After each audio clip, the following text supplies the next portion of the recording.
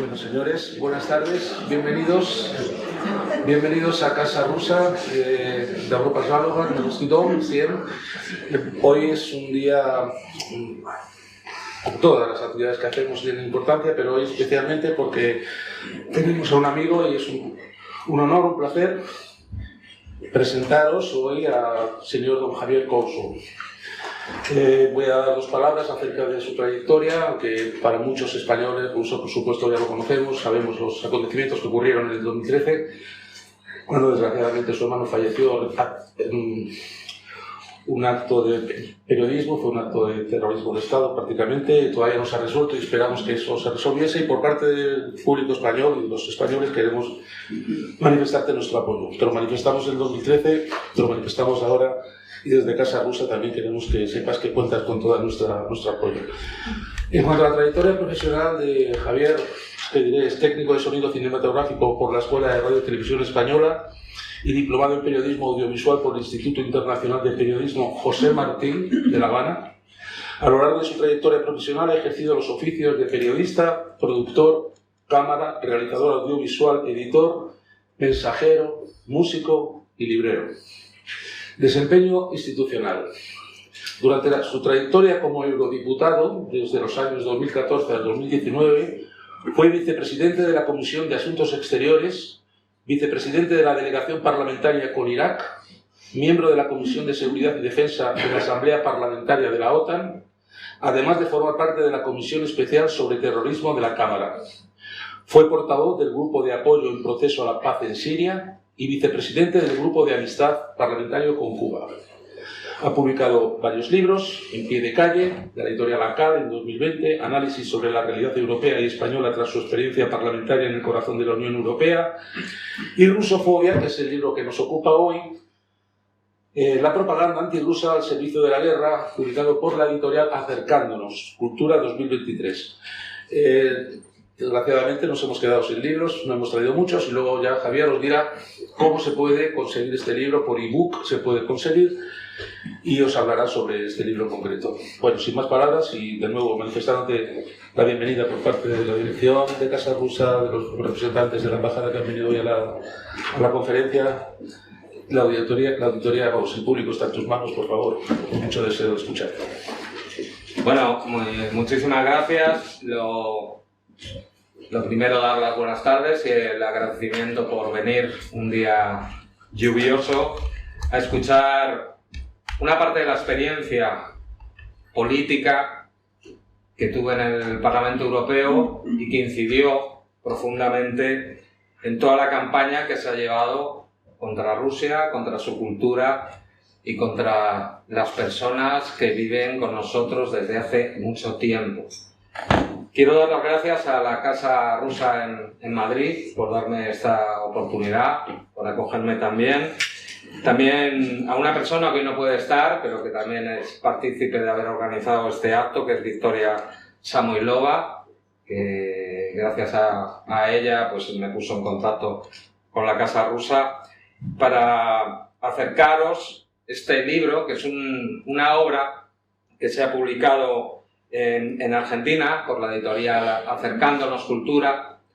Este libro es fruto de un, podríamos decir, informe que elaboré estando en el Parlamento Europeo y que cubre los años 2014 a 2019. Esa experiencia, imagínense, ¿no? Una persona que entra en el Parlamento Europeo en 2014 a defender el programa político por el que se había presentado. Yo era miembro en aquel momento de Izquierda Unida y me encontré con importantes responsabilidades dentro de esta institución, que es una institución muy diferente a cualquiera de los parlamentos que conocemos. No tiene prácticamente capacidad legislativa. La iniciativa legislativa parte de la Comisión. La Comisión, como sabéis, no la elige, no sabemos quién la elige realmente. Por ejemplo, la que es presidenta hoy de la Comisión ni siquiera es parlamentaria, fue ministra de Defensa. Y el Parlamento Europeo se pueden hacer muy pocas cosas. Tiene algunas competencias, como sabéis, por ejemplo, en agricultura, en pesca, tiene potestad la única potestad que tiene es devolver el presupuesto de la Unión Europea, ni siquiera tenemos la capacidad de enmendarlo, sino de devolverlo, pero sí funciona como una caja de resonancia importante para convencer muchas veces a los pueblos y marcar además la pauta de los gobiernos. A diferencia del Parlamento y del Congreso Español, los lobistas están permitidos. Hay lobistas que cobran miles de euros y millones de euros por intervenir sobre los diputados y eurodiputadas para tratar de vender sus productos. Hay un registro, además. Yo incluso tuve tocando a mi puerta a algunos de ellos, ¿no? Como pertenecía a la Subcomisión de Seguridad y Defensa, algunos fabricantes, por ejemplo, de lo que se llama BAND, vehículo aéreo no tripulado, de drones, de la industria armamentística, pero hay de todos los tipos de lobby, ¿no? De la industria tabaquera, etcétera, etcétera. Y yo me encontré, siendo vicepresidente de la Comisión Europea, justo en los días posteriores a que se había consumado el golpe de Estado contra el gobierno ucraniano, lo que se llamó el Euromaidán. Inmediatamente el clima que me recibió era un clima muy diferente en aquellos momentos al que vivíamos en la sociedad española.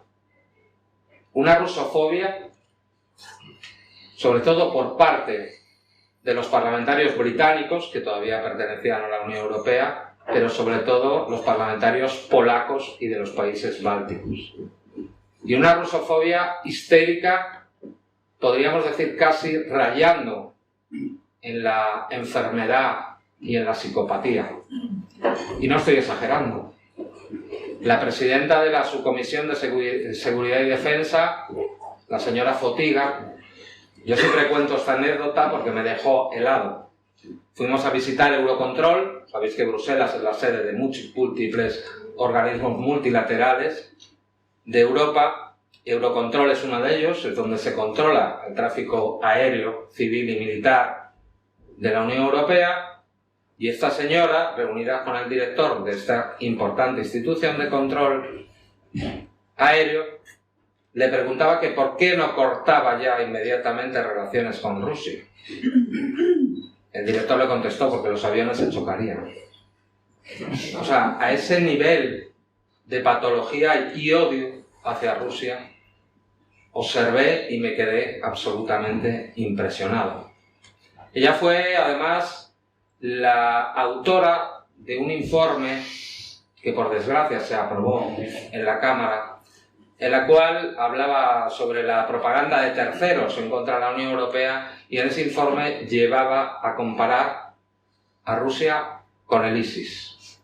Llevaba a comparar la propaganda que ella llamaba rusa, es decir, los periodistas y las periodistas rusos que trabajan en Europa, igual que la propaganda que hacía el Estado Islámico, mal llamado islámico, que estaba decapitando en Siria y que estaba atentando en Bélgica, en Francia y en España.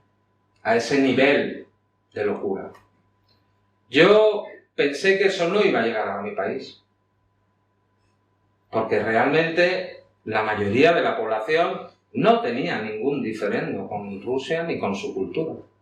Es más, ellos sí podrían tenerlo con nosotros, porque por desgracia un dirigente español acuñó aquella frase de Rusia es culpable.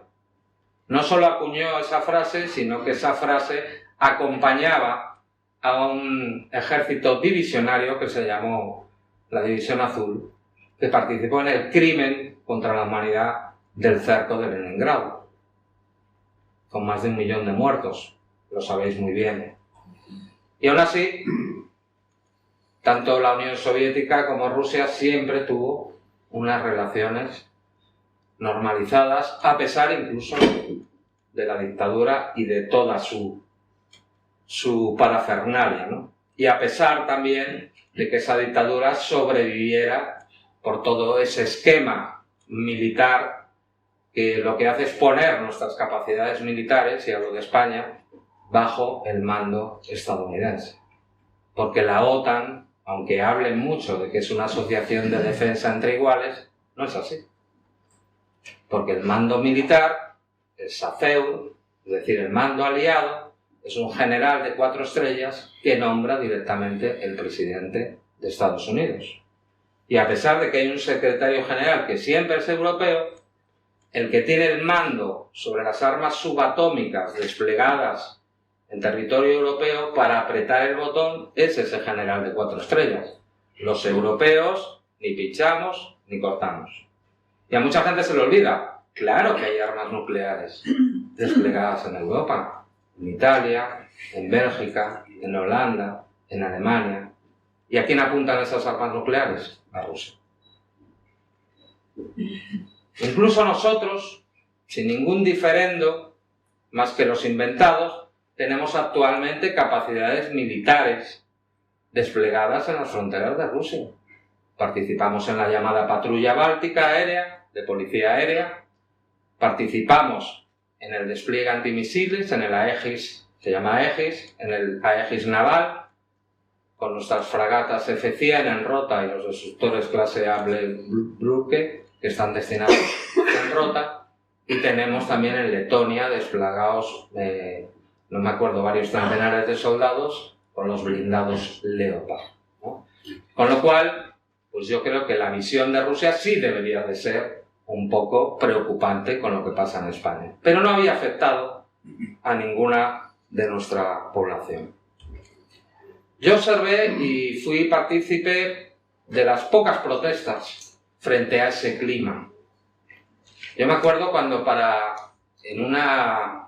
podríamos decir, un ejercicio antiparlamentario y de cinismo, antes de votar, apoyar ese golpe de Estado, el presidente del Parlamento Europeo dio paso al señor Poroshenko, al criminal Poroshenko, el que había salido elegido después de ese golpe de Estado y el que inició toda esa campaña contra partes de su población que tenían cultura rusa, cultura húngara o cultura rumana. En ese momento nosotros, muy pocos diputados, nos levantamos y nos fuimos en protesta. Porque yo, que venía de Izquierda Unida, tenía compañeros y compañeras diputados detenidos de lo que era el Partido Comunista de Ucrania, que representaba el 14% de los votos. Esa era la democracia que estaba vendiendo Europa al mundo. Y de una manera agresiva, porque además a partir de la reacción que tuvo Rusia para no perder su salida al Mar Negro y la base de donde está la flota de Sebastopol, se empezó a imitar, como siempre hacen en Estados Unidos, con una serie de sanciones que nunca se ha contado en España. Causaron 40.000 desempleados en el levante español que exportaba fruta a Rusia. Yo hice una pregunta parlamentaria y no me contestaron, me dijeron que no lo podían comprobar, cuando las cifras las saqué de los sindicatos del campo y de los empresarios del campo que denunciaban esta atrocidad que ni siquiera ayudaba a sus propios ciudadanos, ni siquiera afectó a Rusia más que al principio, porque incluso Rusia ha enseñado al mundo, como judo, como sabe bien su presidente, a aprovechar las amenazas y las agresiones para diversificar su economía. Y ahora las frutas que mandaba España, pues las importa de otros países o las producen ellos mismos donde se puede, ¿no? Por eso, inmediatamente, enfrentándome a toda esa aprobación multitudinaria, no solo de ese golpe de Estado, sino de la rusofobia, inmediatamente fui atacado y calificado como prorruso. Salí en uno de los informes que otro criminal, como es George Soros, elaboró sobre periodistas, comunicadores, poniéndonos en la diana al mismo nivel que se estaba poniendo en la diana a los periodistas rusos.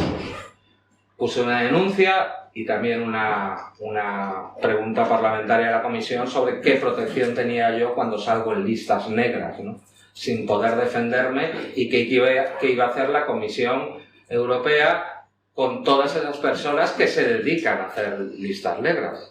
estaba el señor de Pedro y otra persona que ahora mismo no me acuerdo de su nombre, son hechos que podrían ser hasta punibles, ¿no? Y me dijeron que dentro de la libertad se podían hacer esas cosas, ¿no? O sea, que no me dieron ningún tipo de respaldo. Ante eso yo empecé a investigar, ¿no? Y desde la oficina parlamentaria hicimos la investigación que tenéis en ese libro que afortunadamente, y os doy las gracias, ha volado, ha desaparecido porque se han vendido todos, pero lo podréis encontrar en su versión digital en acercándonoscultura.com.ar de Argentina, o Acercándonos Cultura Editorial Argentina, en su página web podéis comprar el libro. Es un informe que algún día espero poder acometer la segunda parte, porque realmente va desde los orígenes de la rusofobia hasta prácticamente finales del 2018-2019, que fue el tiempo que estuve en el Parlamento Europeo.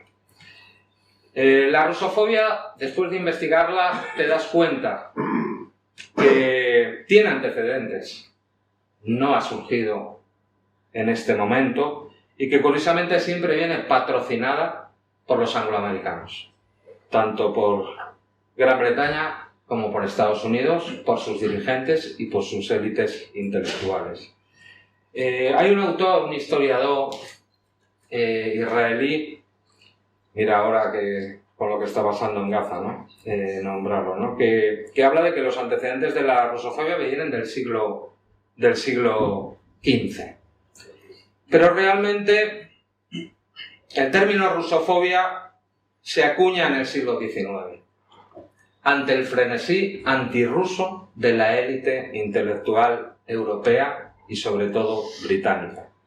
El origen de esta corriente antirrusa, que alimentaban además todos los dirigentes y miembros de la cultura de la élite británica, aprovechaban un miedo irracional respecto a Rusia. Y estaba basada, como lo hicieron publicitándolo, con el falso testamento de Pedro el Grande. Una falsificación que se dio a conocer en la Inglaterra de 1812 y que supuestamente daba a sus sucesores la misión de expandir el Imperio ruso con la conquista del Próximo Oriente y de la Europa del Este. A partir de ahí es como se empieza a llevar primero a las élites y después al pueblo ese odio de Rusia por los intereses en aquel momento del Imperio Británico. Otro personaje destacable en el impulso de esa rusofobia fue el general Robert Wilson. Impulsor a sabiendas de la falsedad de este testamento, se dedicó a propagar la idea de que Rusia sería un enemigo peor que la Francia revolucionaria, peor que la Francia de Napoleón. Y este clima que se fue creando sería fundamental para envenenar las buenas relaciones anglo-rusas existentes por 3 siglos y que desembocaron, como sabéis, en la terrible guerra de Crimea de 1853 a 1856, que tanto malos recuerdos ha dejado al pueblo ruso por su crueldad. La rusofobia, como decíamos antes, es muy antigua y siempre ha sido alimentada por las pasiones occidentales, que son contradictorias, ¿no?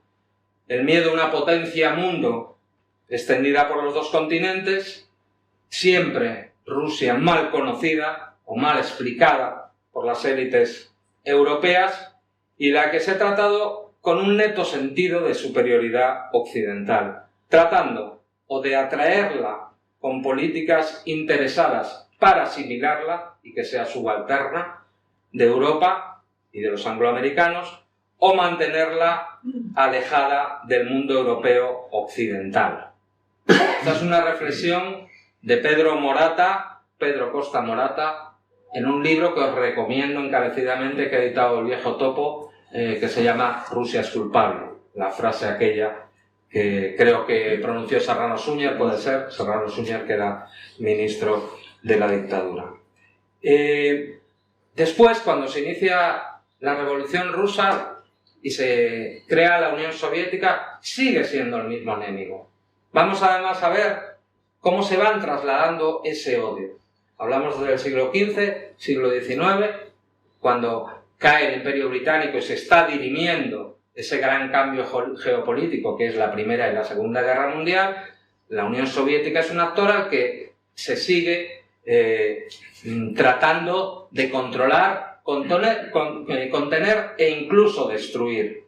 Y los arquitectos en el mundo de la Guerra Fría tenemos, por supuesto, a Harold Mackinder, el biógrafo británico, el cual señala la existencia de un pivote en Euroasia coincidente con el territorio de Rusia y habla claramente el potencial desarrollo de esta región, es decir, de Rusia, la extensión del Estado ruso por los márgenes de Euroasia permitiría establecer un imperio de alcance mundial.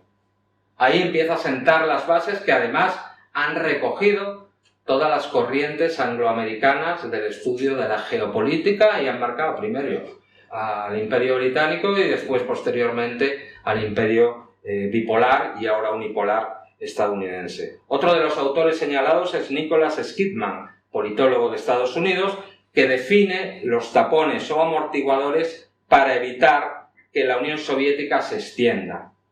Y son estos: la Europa costera, Oriente Medio y Sur y el este de China y Corea. Es decir, plantea ya claramente dónde tienen que desarrollarse y desplegarse no solo el potencial militar, las capacidades militares estadounidenses, sino también todo lo que se llamó diplomacia, soft power, que la CIA y sus instrumentos han desarrollado para convencer a las poblaciones europeas. Y además lo que se trata de hacer, según además la teoría del caos, proyectar ese caos global en tres regiones críticas, que son Medio Oriente, Europa y Asia Oriental. Es decir, tres teatros de guerra lejos de la frontera de Estados Unidos y siempre cerca de los límites de Rusia y China, mientras Estados Unidos se parapeta en sus zonas fractales, llamadas así según la teoría del caos, que son las zonas de orden dentro del desorden según esa teoría del caos. Y cuando vamos viendo cómo esos márgenes se van definiendo, ahí es donde se aplica la mano dura y eso que se llama el poder blanco, que tiene mucho que ver con la comunicación, con las intervenciones en los medios de comunicación periodísticos o por otras, en los tiempos que vivimos, lo que se llaman, por ejemplo, organizaciones no gubernamentales. Toda esta teoría en aquel momento cristaliza en esa teoría de la contención planteada por el estadounidense George Kennan en su largo telegrama de 1946, en cuyo informe la idea principal es la imposibilidad de una coexistencia pacífica entre la Unión Soviética y Estados Unidos, por lo que es necesario defender esos márgenes euroasiáticos. Lo que buscaba en aquel momento Estados Unidos, y prácticamente ha conseguido hasta el surgimiento de los BRICS, es convertirse en proveedor de seguridad de Europa Occidental y de los países ubicados en esos márgenes euroasiáticos. Todo ello plasmado en la doctrina Truman. Lo que tiene que ver con Europa se ve claramente, ¿no? El plan Marshall, para tener controlada una Europa occidental destruida, y además aquí se ha vendido que fue un plan, podríamos decir, casi gratuito, de filántropo. Mentira, fueron créditos que luego hubo que devolver, porque lo que se buscaba es que no pasara como en la Primera Guerra Mundial. En la Primera Guerra Mundial, las naciones europeas acudieron a sus colonias y a sus monedas para reconstruir. No, ahí se trataba de impedir que hubiera una crisis de sobreproducción y que además no se pudiera recurrir a las monedas nacionales, con lo cual lo que teníamos es la trampa que les ha servido hasta ahora, que es su moneda, el dólar y los créditos, es decir, la deuda como un arma, como hemos visto en todos estos años y en muchísimos continentes. Después ya llegó el Tratado del Atlántico Norte en 1949, curiosamente fundado por Estados Unidos, Gran Bretaña y Canadá, y luego la OTAN, 1950, con la alianza en torno al arma nuclear estadounidense desplegado en Europa. Y podemos ver, además, todo lo que se dio, la plasmación de esta doctrina, la Guerra de Corea, 1950-53, los acuerdos de defensa colectiva en Filipinas y Japón, o la creación del ANZUS con Austria y Nueva Zelanda, que actualmente se ha sustituido por el AUKUS, que se ha ampliado con el objetivo también de cercar, y luego entraré sobre eso, a China. Kennan señala la necesidad de educar al pueblo estadounidense en esta visión sombría de la Unión Soviética, que es también de Rusia. Y en los países aliados, con el mismo objetivo demonizador, se produce a financiar actividades de diplomacia pública y la financiación de una gran red de medios de comunicación antisoviéticos que directamente dependían de la CIA o de la USAID, esa que se vende también como filantrópica y es un instrumento de los servicios de inteligencia estadounidenses. Otro rol importante fue la guerra cultural, financiada también por la CIA y donde destaca claramente Hollywood. La industria cultural de Hollywood se encargó, bajo los principios además goebbelianos del ministro de propaganda nazi, del bien y el mal, de caracterizar a los soviéticos, a los rusos, como enemigos del propio pueblo occidental, ¿no? A partir de ese momento se puede dar ya por comenzada, y fue muy poquito tiempo después de acabar la Segunda Guerra Mundial, la campaña masiva de demonización, primero contra la Unión Soviética y posteriormente contra Rusia. Eso se ha seguido manteniendo hasta el día de hoy. Desaparecida la Unión Soviética, acabado el mundo bipolar que sale de Yalta, sale el nuevo orden mundial planteado por Bush padre. Además lo dice claramente, después de una época de opresión y terror como fue la Unión Soviética, tenemos un nuevo orden en el cual las democracias liberales, a la manera estadounidense, van a dominar el mundo y entraremos en una época de paz y de seguridad colectiva. Todos lo hemos vivido, ¿verdad? Esa seguridad y esa paz colectiva que planteaban ellos. Durante esa unipolaridad, Rusia fue prácticamente puesta bajo la bota, no solo de Estados Unidos, sino de Gran Bretaña y de sus financieros. Destruida absolutamente, con el cómplice de un presidente ruso que trabajaba para los enemigos de Rusia. Solo hay que ver las hambrunas, solo hay que ver las privatizaciones con la teoría del shock que hicieron. Siempre hablan de oligarcas rusos, ¿verdad? ¿Quiénes crearon a los oligarcas rusos? Ellos mismos, con esas privatizaciones. Aquí, en cambio, son filántropos. Aquí tenemos o emprendedores, ¿no? Allí son oligarcas, ¿no?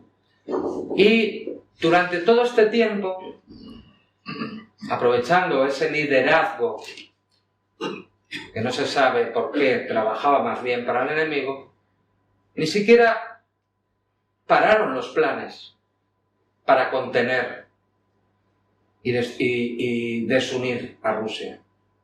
Las palabras que se le hicieron al presidente Gorbachev, que si la Unión Soviética aceptaba la reunificación de Alemania, la OTAN no se iba a expandir ni un milímetro al este.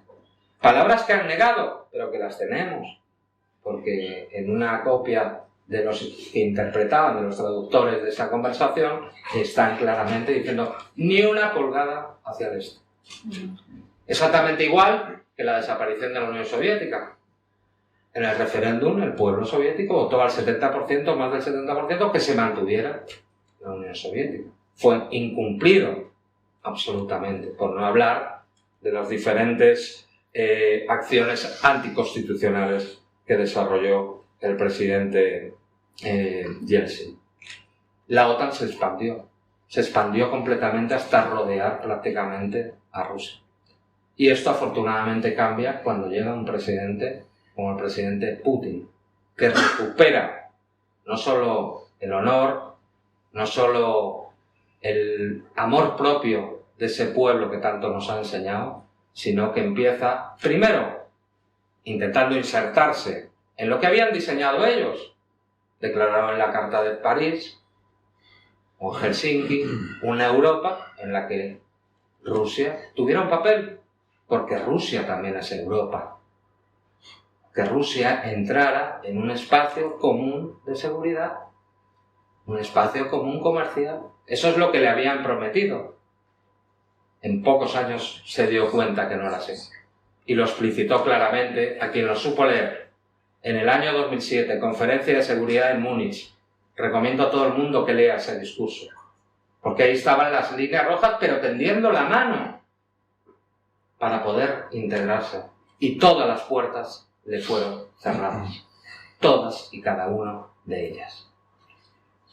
Contaba Robert Gates, fue secretario de Defensa de Bush y exdirector de la CIA, que en 1991, caída ya la Unión Soviética, Dick Cheney, que era vicepresidente de Bush, quería ver, lo comentaba abiertamente, el desmantelamiento no solo de la Unión Soviética y del Imperio Ruso, como lo llamaba él, sino de la propia Rusia, a fin de que no volviera a ser nunca una amenaza.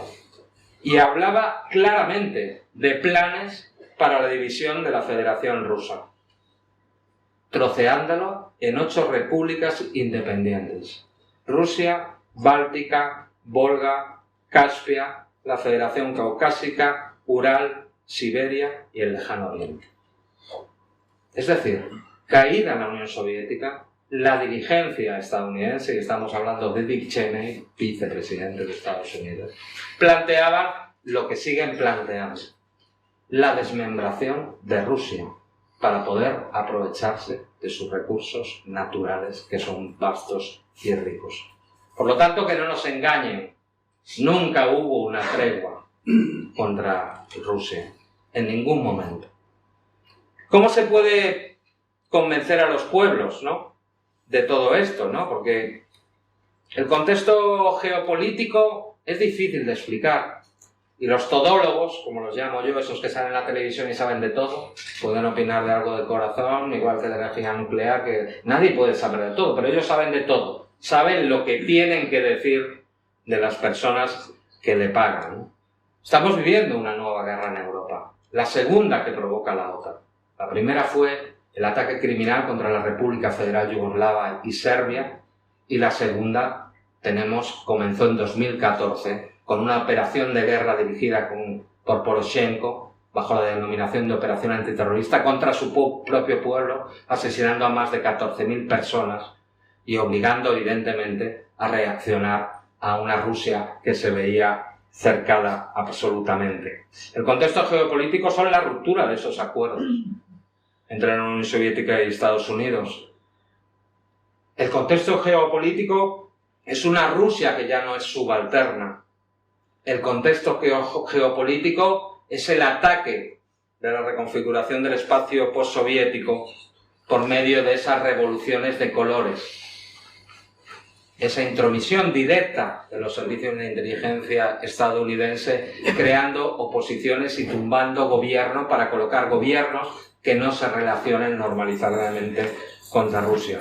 El contexto geopolítico es la expansión de la OTAN desde 1999, cercando claramente a Rusia. 1999, Polonia, la República Checa y Hungría. 2004, Estonia, Letonia, Lituania, Bulgaria, Rumanía y Eslovenia. 2009, Albania y Croacia. 2017, Montenegro. 2020, Macedonia del Norte y posteriormente Suecia. Si lo ponemos, Finlandia, perdón, y próximamente puede ser que entre Suecia. Si lo ponemos bajo un mapa, ¿qué vemos? Un cerco militar a Rusia. Y además, la intención clara de que no haya una estructura de seguridad común que incluya a Rusia. Es decir, romper la cooperación entre la Unión Europea y Rusia.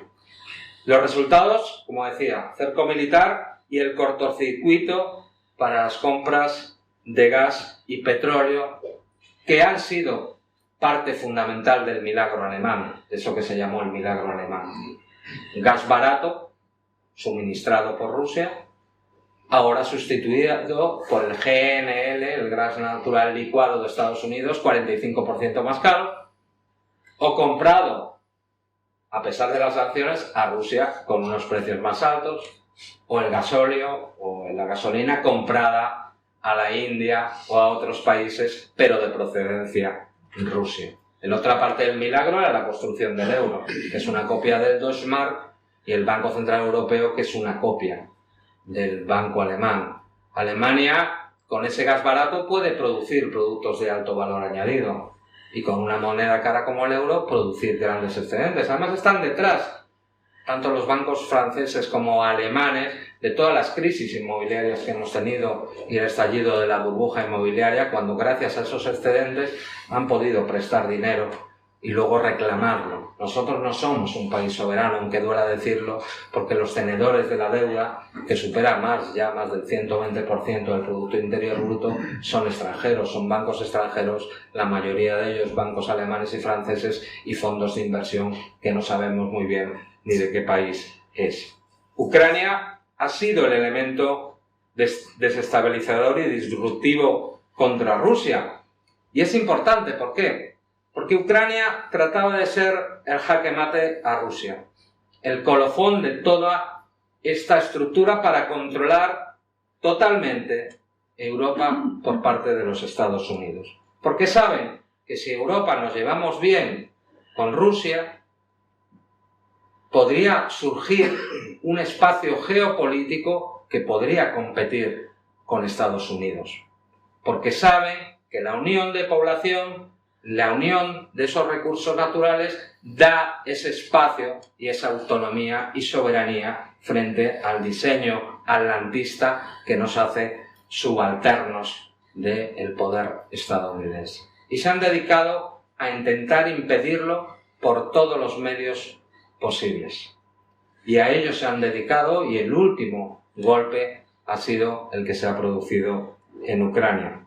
¿Por qué razón? Porque Ucrania, por su posición geográfica y por ser el estado soviético más extenso, por la cercanía de sus fronteras al corazón de Rusia, también porque con Ucrania en la OTAN, Bielorrusia quedaría rodeada por 3 lados, con lo cual sería prácticamente inviable un gobierno que tuviera relaciones normalizadas a Rusia.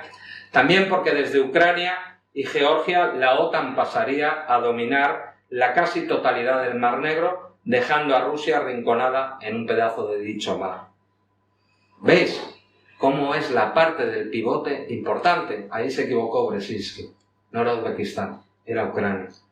Aislada de Europa, si estos planes hubieran sido posibles, empujada hacia los Urales y rodeado de estados atlantistas enemigos, Rusia quedaría política, económica y militarmente fuera de juego en el ámbito europeo. Una vez Europa dominada a través de la OTAN y Rusia acorralada, Estados Unidos tendría en sus manos la posibilidad de dedicarse a su verdadero objetivo, el pleno control del Pacífico, estableciendo una muralla militar insular en torno a China. Esos son los 2 grandes objetivos que tiene actualmente Estados Unidos, lo que supone ese nacimiento del mundo multipolar que después de una reunión de la ONU en 2006 y en 2008 produce esa conjunción que se llaman los BRICS, que desafía claramente la unipolaridad de Estados Unidos. ¿Por qué Estados Unidos tiene que obligar, dominar y decidir por el mundo? Por eso el objetivo primero Rusia, pero después vendrá China. Afortunadamente hemos visto, y nos sorprende todos los días con alegría y orgullo, la defensa que se está dando y la derrota de ese régimen de inspiración banderista y neonazi que gobierna ahora mismo en Ucrania. Para hacer toda esta campaña y para cambiar, como pasó en España, de un día prácticamente para otro, la opinión pública, hay que emplear medios para intentar convencer a la población. Y yo siempre me voy a los 11 principios de Goebbels, que era un maestro de la propaganda. Y cuando releo estos 11 principios y los comparo con la información que nos dan, o veo las películas de Hollywood, está absolutamente calcado. Si hay que irse para atrás para poder entender lo que está pasando ahora, dice, indisimuladamente los aplican. Evidentemente, con las nuevas tecnologías, y luego entraré sobre ello, los ha ido mejorando. Pero los principios están aquí. Principio de simplificación y enemigo único. Individualizar al adversario en un único enemigo. Con Rusia lo hemos visto claro estos últimos 2 años. Principio del método de contagio. Reunir diversos adversarios en una sola teoría, grupo o individuo. Principio de la transposición. Cargar sobre el adversario los propios errores o defectos. Si no puedes negar las malas noticias, inventa otras que las distraigan. Principio de la vulgarización. Toda propaganda debe ser popular, adaptando su nivel al menos inteligente de los individuos a los que va dirigido. Principio de la orquestación. La propaganda debe limitarse a un número pequeño de ideas y repetirlas incansablemente. De ahí sale de aquello de una mentira repetida 1000 veces se convierte en verdad.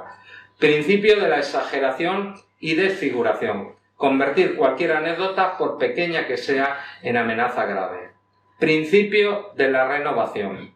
Emitir constantemente informaciones y argumentos nuevos, a un ritmo tal que cuando el adversario responda, el público ya esté interesado en otra cosa. Principio de la verisimilitud.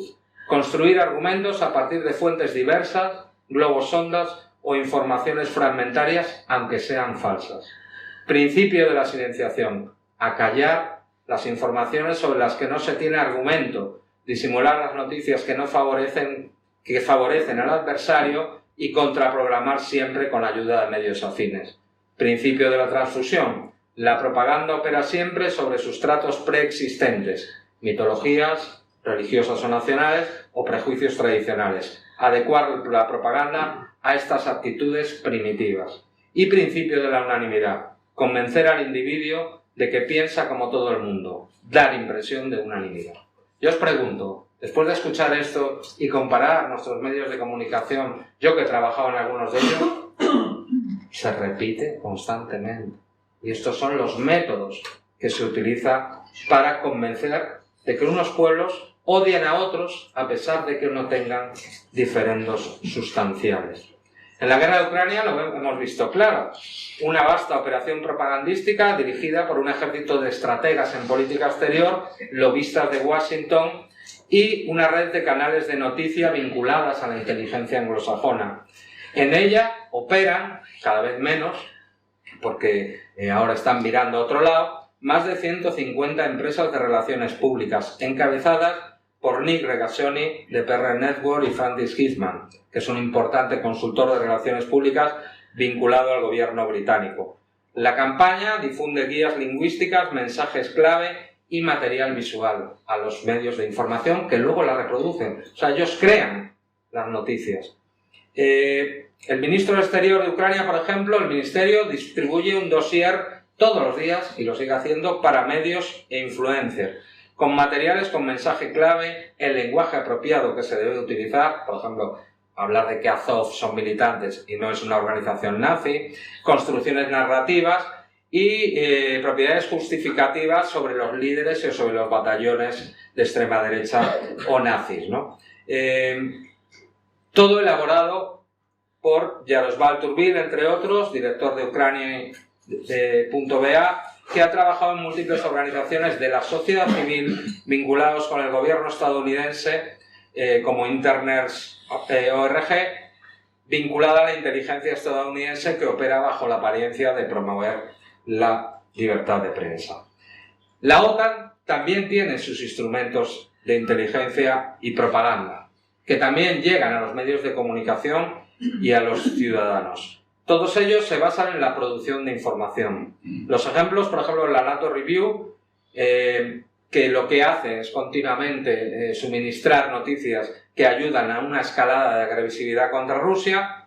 Otra de ellos son la biblioteca multimedia, que ofrecen a los periodistas con la adecuación de lo que quieren de las definiciones del momento, y 24 centros de excelencia que dirige directamente el Stratcom, es decir, el mando de la OTAN. La finalidad de todos los instrumentos es poner en circulación un discurso del miedo contra Rusia para justificar la guerra, el incremento de efectivos y los despliegues o los ejercicios militares en los países de la frontera con Rusia.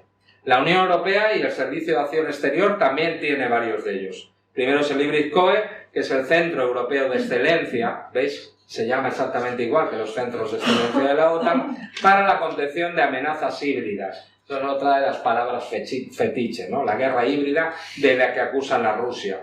Se creó en 2016, depende de la Comisión y del vicepresidente y alto representante, y se inspira en los centros de excelencia de la OTAN. La orientación siempre es mantener la hegemonía de Estados Unidos en el espacio internacional. Todos los enfoques de su producción están dirigidos contra Rusia y todos los autores proceden de think tanks, de tanques de pensamiento, como el Atlantic Council o escargos de defensa y seguridad de la OTAN. Tenemos también el East Stratcom Task Force, que forma parte también del Servicio Europeo de Acción Exterior, que tiene ya claramente una unidad de contrapropaganda contra Rusia. Actúa en los países de la Asociación Oriental de la Unión Europea, que son Armenia, Azerbaiyán, Bielorrusia, Georgia, Moldavia y Ucrania, y se jacta de apoyar y fortalecer medios nacionales, es decir, crea y suministra a medios supuestamente independientes la financiación para que desarrollen en base a este tipo de dirección desinformativa contra Rusia. Y lo que pretende claramente es lo que dicen ellos, contrarrestar la presencia informativa de Rusia. El principal instrumento es el Disinformation Review, se produce en inglés y ruso, y todas las informaciones que da muestran una percepción negativa de Rusia. Hace poco hemos tenido acceso a un estudio patrocinado por el Comando Aliado de Transformación de la OTAN, que habla de la necesidad de adaptarse a la guerra política y habla claramente de la guerra cognitiva. La mente humana se ha convertido en una nueva esfera de la guerra. Lo que busca esa guerra cognitiva, que ya está actualizando la OTAN, es alterar la comprensión y la reacción de forma gradual y sutil ante ciertos acontecimientos. Los instrumentos, la guerra informática y las neuroarmas, que aprovechan avances en nanotecnología, biotecnología, informática y ciencias cognitivas. Esta nueva esfera se suma a los 5 dominios de la guerra, que son el aire, el mar, la tierra, el espacio y el ciberespacio. Es decir, la mente es el nuevo campo de batalla y uno de los nuevos dominios de la guerra. No tiene nada que ver con la propaganda o las operaciones psicológicas, ¿no? Porque estamos hablando de algo más profundo que combina herramientas multidominios para no solo cambiar lo que las personas piensan, sino también cómo actúan. La intención es la fragmentación social para condicionar la capacidad de toma de decisiones. Combina herramientas multidominio de las ciencias cognitivas, que son psicología, lenguaje, neurología, lógica, filosofía e informática, para degradar el conocimiento y frustrar la comprensión de la realidad de la población en general, no solo en las áreas militares o institucionales, sino en los ámbitos políticos, económicos, culturales y sociales. La guerra cognitiva utiliza ese cúmulo de recursos señalados antes que son aplicados de forma sistemática, simultánea y segmentada en un mismo lapso de tiempo, de manera combinada y de forma constante. Se diferencia de la propaganda en que en la propaganda el individuo se somete pasivamente a la información, pero en la guerra cognitiva el individuo contribuye activamente a su promoción. La guerra cognitiva prevé que las herramientas de la inteligencia artificial avanzada proporcionen a la propaganda la capacidad de manipular radicalmente las mentes humanas para cambiar nuestro comportamiento. Desde el punto de vista operativo, implica un uso masivo de datos sobre el comportamiento humano. Tenemos constancia de que fue probado en abril de 2020 contra la población canadiense por el Mando de Ciberacciones Conjuntas de Canadá, aprovechando el COVID-19, y sobre organizaciones políticas para evitar lo que ellos llamaban la desobediencia civil. Yo aquí voy a terminar. Simplemente quería daros unas pinceladas de lo que viví yo en el Parlamento Europeo. La ruptura de esa inocencia al darme cuenta de cómo desde esa institución se patrocinaba a todos aquellos y aquellas que se declaraban abiertamente rusófobos, rayando incluso, como os he dicho antes, en la enfermedad mental y directamente en la xenofobia.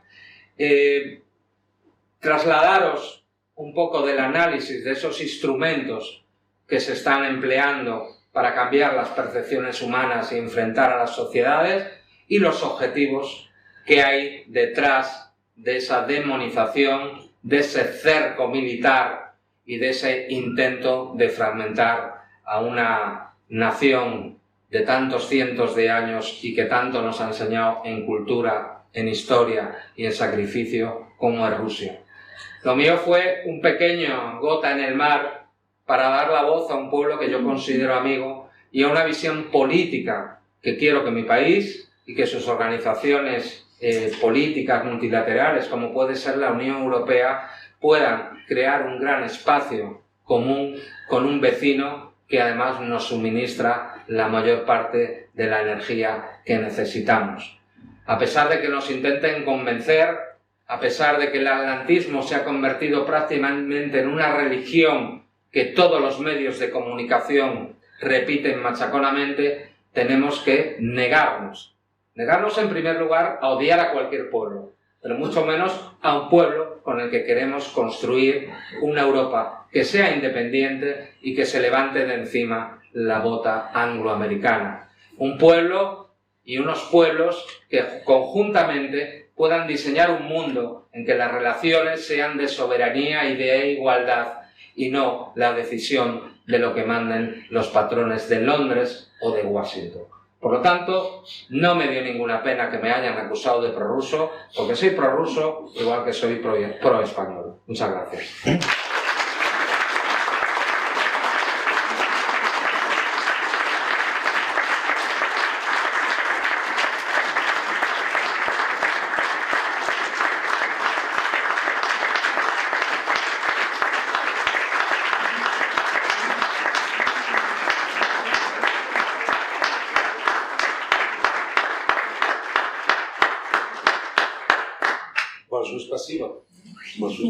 Muchísimas gracias.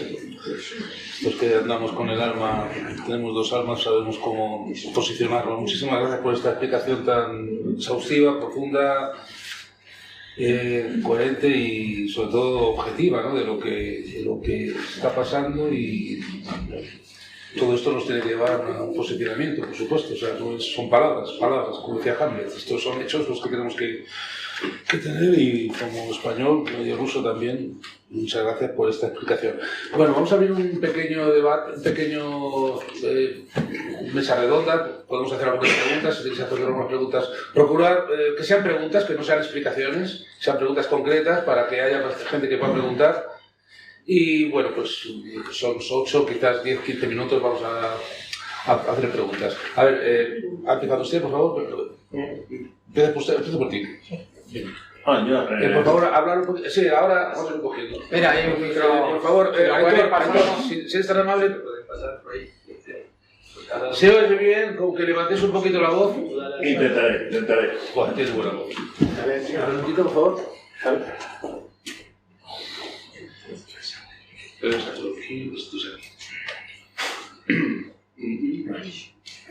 Hola. Javier, buenas tardes. Magnífica tu exposición. Dos cuestiones.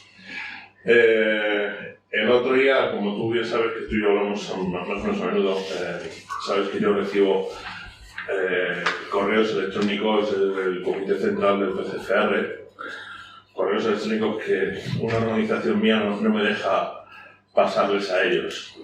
Por ejemplo, aparte, una de mis dos preguntas, ¿no te parece triste que ya no solo la rusofobia haya llegado pues, a los ámbitos de la derecha, de lo que se llaman socialdemócratas y demás, sino que dentro de nuestras propias organizaciones de izquierdas, como podemos ser nuestras organizaciones hermanas, tengamos dirigentes que tengan esa rusofobia y que cuando escuchan hablar de Vladimir Putin o de la Unión o de la Rusia, te dicen, no, es que eso ya no existe, y el señor Vladimir Putin es un oligarca nacionalista. En lugar de reconocer que con Vladimir Putin se ha reconocido lo que tú has dicho, el pueblo ruso vuelve a sentir la dignidad de ser ruso, el pueblo ruso vuelve a sentir el honor de ser patriota ruso, y además vuelven a sentir de que ellos son los que llevan la razón y más o menos invencibles. Y además dicen, venid, venid, que os estamos esperando. Esa es una de mis preguntas. Y la otra, ¿tú no crees que esto en un terrorismo estamos hablando, todo este movimiento que se está produciendo en África, en países como Níger, Costa de Marfil, Burkina Faso, anoche leí al Congo, también con Sudáfrica, y creo que en breve el Frelimo en Mozambique, así como en Angola, están trabajando para unirse a BRICS o a las opciones más cercanas a Níger y a Burkina Faso. Tiene que ver con este multilateralismo que han iniciado los BRICS con la conferencia de Hugo Rusia sobre África y demás.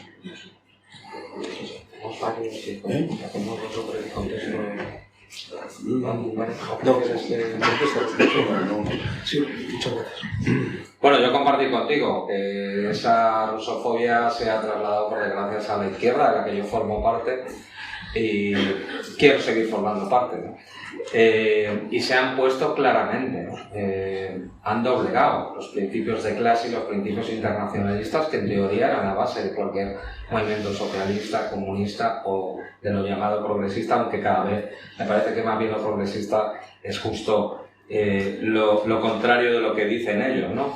Se ha penetrado y además hay nociones de que ha habido trabajo interno también dentro de las organizaciones de izquierda. Porque si no, yo ahora no pertenezco, evidentemente, lo sabes bien, a Izquierda Unida. Izquierda Unida se funda por un llamado de, entre otros, un gran dirigente español como fue Julián Guita, y en aquel momento el Partido Comunista de Andalucía y el Partido Comunista Español, después de las manifestaciones contra la OTAN, y uno de los ADNs de esa organización política de Izquierda Unida era la OTAN, o era el Sáhara. Y ahora, pasados unos años, para mi estupefacción, yo que empecé a militar yendo a manifestaciones contra la OTAN cuando era pequeño, muy pequeñito, tendría 12 o 13 años, 1981, me acuerdo que el meeting que hubo en el Paraninfo, ¿no?, del PSOE, que luego nos metió directamente en la OTAN, pues no puedo entender cómo hoy tenemos dos ministros que tienen carnet de Izquierda Unida, uno de ellos, los dos en teoría del Partido Comunista, y que sean favorables a la OTAN, la acepten totalmente, celebren, por ejemplo, la celebración del encuentro que hicieron en junio del año pasado, o en las propias palabras de la vicepresidenta, de la que fui amiga, porque además yo nací en Ferrol y ella también es de Ferrol, comparando a la Ucrania banderista con la República Española, y diciendo que una formación pacifista, ella estaba de acuerdo con que mandáramos armas ofensivas al gobierno ucraniano para matar rusos. No lo puedo entender si no es por la pérdida de los valores que a la gente que nos seguimos considerando de izquierdas nos guiaban y que han sido sustituidos por una izquierda elaborada en las universidades angloamericanas, que se preocupa más de la individualidad, que se preocupa más de las identidades que las cuestiones de clase o las cuestiones de los pueblos. Siempre los partidos comunistas habían tenido una gran secretaría internacional que explicaba a sus militantes, que analizaba el mundo. Eso se ha perdido absolutamente. Yo cuando escucho al secretario de internacional del PC o de, no sé cómo se llamará, en Izquierda Unida, me quedo absolutamente patidifuso. Y comparto contigo. Lo que hablan sin saber de Putin es por la demonización que se ha hecho de lo que hablábamos antes. Propaganda, guerra híbrida y guerra cognitiva. No explicar a la persona ni su dimensión, trocear siempre sus discursos. Se ha hecho también con otros líderes, se hizo con Fidel, se hizo... Cuando son líderes incómodos, se los caricaturiza. No explican lo que ha significado Rusia Unida. Como tampoco explican que el Partido Comunista de la Federación Rusa es el primer partido de la oposición en Rusia. Y que en política exterior coincide claramente en un momento que es existencial para la Federación Rusa y para su existencia. No hay fisuras en defenderse. Por eso los que venimos del marxismo, los que nos consideramos socialistas, que yo no me considero comunista, pero sí socialista, apoyo claramente no solo a los pueblos que ahora pertenecen a la Federación Rusa del Donbass, sino a las Fuerzas Armadas rusas que están desarrollando una lucha no solo por sus pueblos, sino por toda la humanidad. Porque es increíble que se hayan normalizado en Occidente los aplausos y los homenajes a genocidas nazis que mataron homosexuales, judíos, polacos, eslavos. Y hemos visto un Parlamento de Canadá aplaudiendo. Hemos visto cómo se siguen tirando los estatuas de homenaje al pueblo soviético, que perdió 27 millones de personas para librarnos de la tiranía nazi, y se sustituye por los colaboracionistas de la división SS Galicia. A eso ha llegado la izquierda. Una izquierda que además no sabe, son absolutamente ignorantes. En Ucrania se han prohibido 12 partidos políticos, incluyendo el partido hermano del Partido Socialista de España, y siguen hablando y comparándolo con la República Española.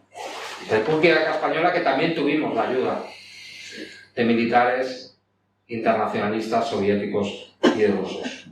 Y lo que dices del multilateralismo, pues normal, porque lo que está ofreciendo los BRICS es una relación diferente a la que ofrecía Occidente. Es que el pozo neocolonial de Francia lo tenemos claro, porque hemos visto cómo han utilizado, y yo lo vi, yo lo denuncié en el Parlamento Europeo, yo he estado 3 veces en Siria. Su presidente, Bashar al-Assad, me contaba cómo había mercenarios de 90 países islámicos radicales, muchos de ellos de las fronteras con Rusia, que intentaron, chechenos y de otros lugares, que intentaron implantar ahí califatos, que habían sido entrenados por las fuerzas especiales de Francia y Gran Bretaña. Eso no lo saben, pero los africanos lo saben muy bien. Los africanos han dado cuenta de que cuando Francia se desplegaba, el yihadismo crecía. Y en cambio, cuando han intervenido militares rusos de las compañías militares, precisamente el yihadismo ha desaparecido o está siendo combatido con efectividad. ¿Por qué hay que decirlo abiertamente? Occidente emplea al terrorismo. Si Brzezinski se jactaba de ello, de haber creado todos esos grupos que luego fueron los talibán, y le preguntaban, ¿y usted después del 11 de septiembre? Y decía, ¿pero qué es más importante para la historia? ¿Haber destruido a la Unión Soviética o unos locos islamistas? O sea, está claro, y los africanos no son tontos, y estamos viendo un despertar, porque frente a la bota y la unipolaridad y la imposición, incluso no de naciones, sino ya de multinacionales que ni siquiera tienen patria, hay unas relaciones normalizadas para desarrollar un continente al que los europeos y los occidentales tenemos masacrado. Por eso es normal que veamos en cualquier manifestación la bandera rusa, porque Rusia se ha convertido en una esperanza para muchos pueblos, a pesar de que les pese a todos estos propagandistas. Por favor. Sí, Javier, tú has hecho una exposición sobre a tu juicio, en qué consiste la rusofobia desde una perspectiva histórica y geopolítica. Pero a mí también me gustaría saber cuál es tu opinión de en qué consiste la rusofobia en su derivada sociológica. Es decir, aquí, en España, en este momento, entre la gente, ¿has detectado tú un cambio de actitud hacia los rusos, lo ruso, el mundo ruso, la cultura rusa, el deporte ruso, cualquier manifestación? Gracias. Yo creo que ha sido como un soufflé, ¿no? Ha sido como un soufflé. todo lo que han ido sembrando los David Alandete, bueno, todos estos mercenarios de la desinformación, porque además está comprobado que cobran, o de las organizaciones de Soros o de los servicios de inteligencia directamente, que incluso han intentado acabar con carreras prestigiosas como la de, me parece decirlo, mi amigo el coronel Baños, que podría haber sido un magnífico director de nuestra Agencia de Seguridad Nacional. Explotó claramente cuando Rusia se vio obligada a intervenir para proteger a la población del Donbass y proteger su seguridad, sus márgenes de seguridad, que además, con los misiles hipersónicos, se requiere más tiempo de respuesta para mantener ese axioma que nos dio durante años la paz, que era la destrucción mutua asegurada. Y que si se posicionaban vectores nucleares en las fronteras ucranianas, el tiempo de respuesta hasta en 15 minutos se trasladaría a 5 minutos con la imposibilidad de hacer efectiva esa destrucción mutua asegurada. Ahí se dedicaron sistemáticamente, yo me acuerdo que en todos los ámbitos, programas de corazón, como se llama, de chisme, programas de deporte, programas de cultura, demonizar sistemáticamente no solo al presidente Putin, no solo a su gobierno, sino a los rusos y a la cultura rusa.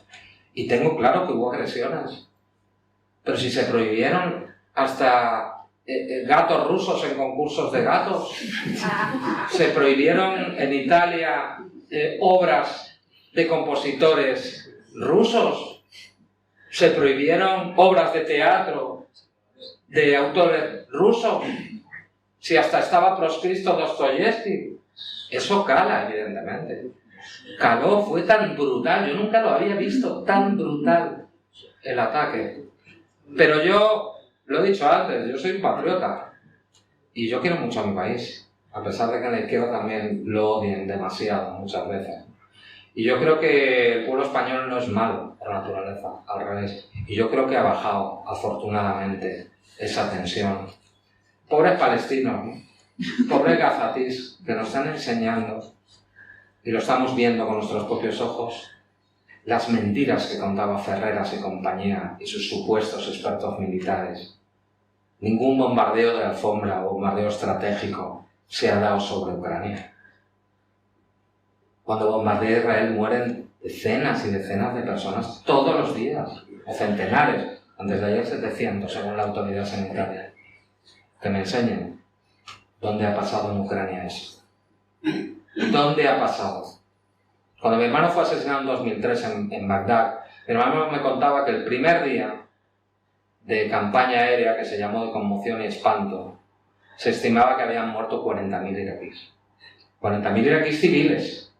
Porque las campañas de los bombardeos estratégicos son para amedrentar a la población, bajar el nivel de apoyo a tu gobierno y tratar de vencerlos de esa manera. Pero es que está en su doctrina militar. Lo hicieron contra Dresde. Lo hicieron en Tokio. McNamara contaba cómo hacían los cálculos del fósforo para que murieran por esas casas de papel que tenían en Japón. Llegaron a 100.000 muertos en un día por los bombardeos. Lo vimos en los bombardeos de Nagasaki y de Hiroshima. Y yo creo que eso, para desgracia, lo digo de los palestinos, pues la gente no es tonta. O sea, pueden tener técnicas, pueden engañarnos, pero no nos pueden engañar todos los días. Y solo hay que comparar. Yo es que me acuerdo, además, la precisión, y hay que decirlo así, en clave militar, de los sistemas de armas rusos. Yo me acuerdo una vez que se calculaba 103 misiles sobre Kiev. Hubo 3 muertos. 2 de ellos por ese creo que era 300 que falló, o sea, un propio misil ucraniano, y otro era de un militar. Comparemos con lo que están haciendo ahora estos señores. Es la doctrina típica del poder occidental que no tiene nada que ver. Rusia no hizo bombardeos estratégicos, Stalin no estaba de acuerdo con los bombardeos estratégicos, sí con el uso de la artillería, sí con el uso de esas defensas, ¿no? Por lo tanto, yo creo que la gente no es tonta y se está dando cuenta, y afortunadamente ha bajado ese odio fabricado que en los primeros momentos vivimos terrible.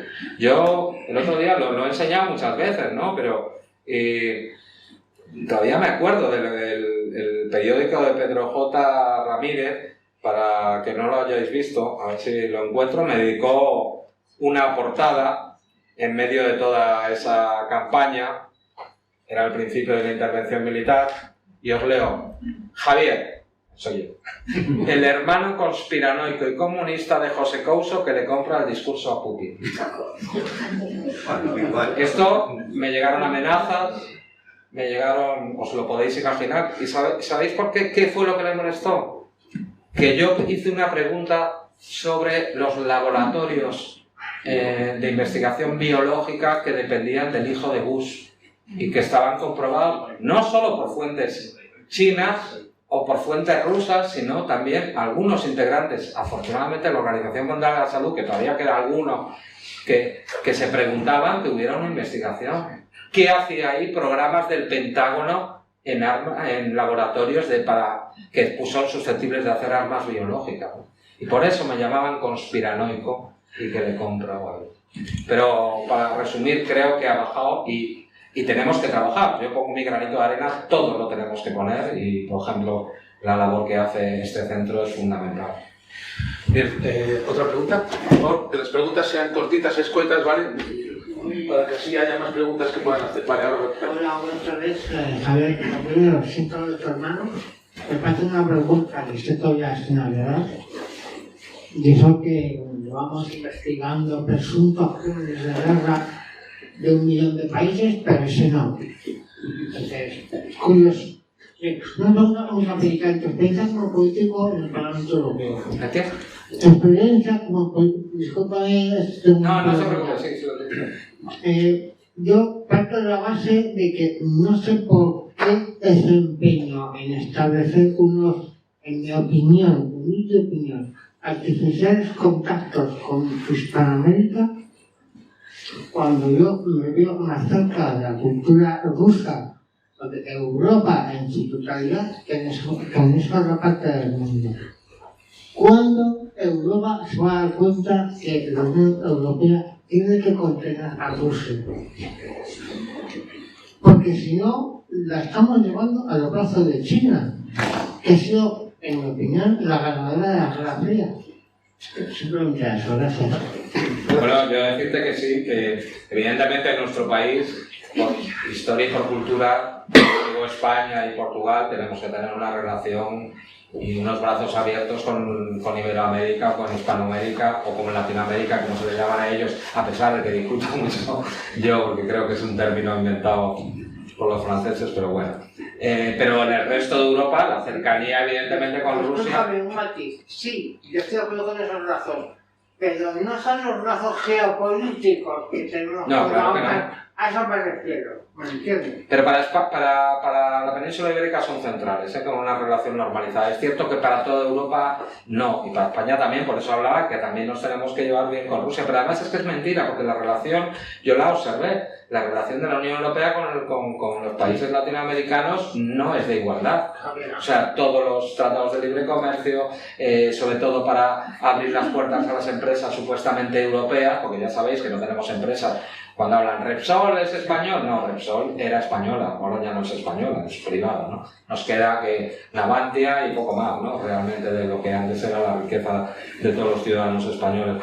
Yo estoy de acuerdo contigo y por eso es lo que me manifesté. Lo único que puedo decir es que estoy de acuerdo contigo, pero he tratado de explicar por qué eso no se le quiere. Porque la naturaleza, por cercanía, por cultura, es que Europa estuviera unida y comerciada, pero es que eso a Estados Unidos no le interesa porque pierde el control del mundo, porque seríamos, por población, por recursos, por comercio, por expansión a todos los mares, seríamos un competidor y Estados Unidos no podría dominar a los pueblos europeos.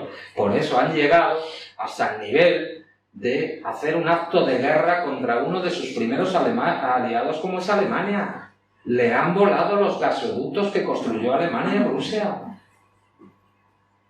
Hasta ese nivel ha llegado. Y la clase política alemana, aunque no es una clase, los políticos, la élite alemana, se lo ha tragado con patatas.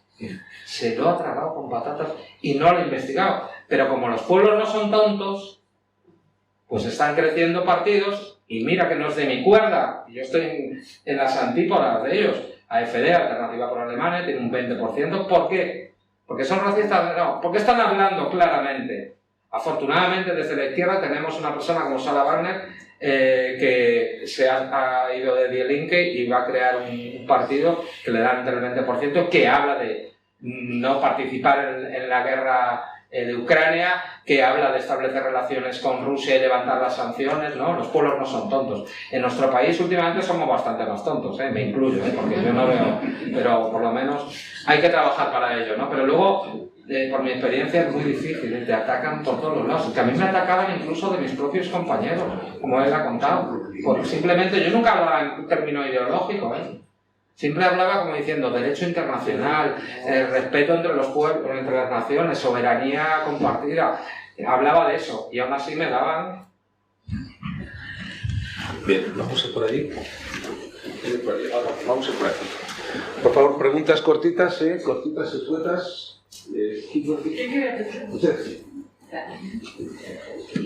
Hola. Quería preguntar si de Pedro, que ha mencionado antes de Pedro, ¿es el mismo de Pedro que también echó a Coronel Baños? Nicolás de Pedro. Es el mismo, ¿verdad? Esa era una pregunta. Y la otra, más políticamente incorrecta, es, no sé si ha visto, porque es algo que es muy delicado y que he visto que muy poca gente lo conoce, pero hay pruebas, muchas de ellos, de que lo que pasa en Ucrania es muy parecido a lo que pasa en Europa y en Estados Unidos, a lo bestia, que es que los sionistas se han infiltrado, y de hecho yo incluso he publicado en Twitter, que ahora se llama X, vídeos de ucranianos judíos diciendo que quieren exterminar 4 millones de ucranianos que no sean judíos.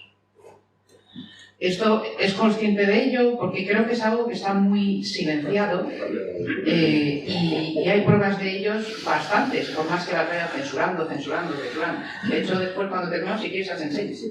O sea, y esto es lo que precisamente hace tan difícil a los pueblos defenderse. Estos engaños que hay del plan sionista global, que va contra todos, derecha, izquierda, todo el mundo, no importa. De todas partes, y que esa es su opinión. Gracias.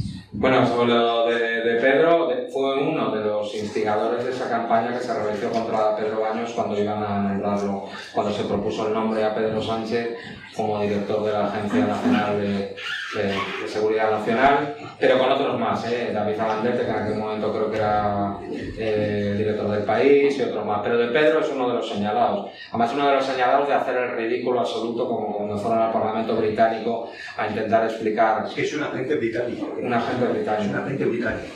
Y fue intentar explicar la supuesta implicación rusa, que eso es otro de los grandes mentiras en el independentismo catalán, y los propios, no sé cómo se debe llamar allí, congresistas, parlamentarios, le dejaron en ridículo porque no tenía pruebas para presentar. Incluso no sé si sabéis, pero eso sale en portada del País o de La Vanguardia, pero luego el desmentido del Centro Criptológico Nacional, que depende del Servicio de Inteligencia Español, diciendo que no se ha encontrado una sola prueba de injerencia rusa en las elecciones españolas o en los movimientos independentistas, no sale, o sale así de pequeño. Sobre lo que dices, bueno, yo separar, no soy antijudío ni antisemita, sí soy antisionista. Al principio yo pensaba que no, porque veía la mayoría de los batallones son abiertamente nazis, por lo tanto, en su tanto a Azov como a Aida, creo que se llama, y otros más son abiertamente antijudíos, ¿no? Y yo no sabía nada del sionismo, ¿no? De la presencia. Pero curiosamente, ahora nos hemos enterado que han sido repatriados, no sé si varios miles de... 2.000 instructores creo que estaban y mercenarios que estaban... pero que no eran mercenarios porque si los han convocado por lo menos eran reservistas, ¿no? Israelíes combatiendo, y luego he visto algunas imágenes que me han llenado de terror, ¿no? Porque gente de esos batallones como imitando las esvástica pero con una estrella de David y cosas así, ¿no? Que me he quedado, pero no tengo más información que esa. Que ya entramos en la patología. Sí, totalmente. Bueno, si me permites un poco responder a la pregunta y en realidad a tu último comentario, esto no es ninguna broma, ni ninguna teoría conspiranoica.